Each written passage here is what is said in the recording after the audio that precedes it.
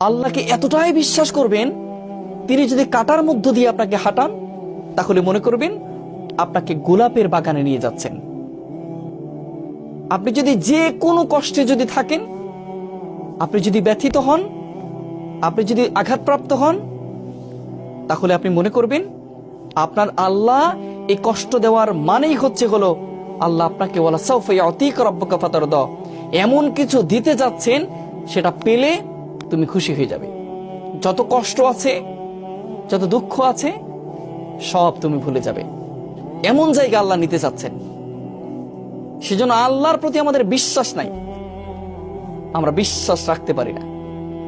আমরা রাখতে পারি না যে আমার আল্লাহ আমার সমস্ত কষ্টগুলো মুছে দিবেন। যে আল্লাহ সৃষ্টি করতে পেরেছেন, যে আল্লাহ শ্বাস প্রশ্বাস নিতে দিচ্ছেন, সে আল্লাহকে আমাদের কখনো কষ্টটা দূর করে দিতে পারবেন না? যে আল্লাহর জীবন, সে আল্লাহ জীবনের দুঃখগুলো দূর করে দিতে পারবেন না? তিনি কুং বলবেন, হও, ফায়াকুং, হয়ে যাবে ইনশাআল্লাহ। শুধু ভরসাটা রাখতে হবে আল্লাহর উপর। যেমন মুসা আলাইহিস সালাম পানিতে আঘাত করেছেন লাঠি দিয়ে, বিশ্বাস ছিল আল্লাহর উপরে।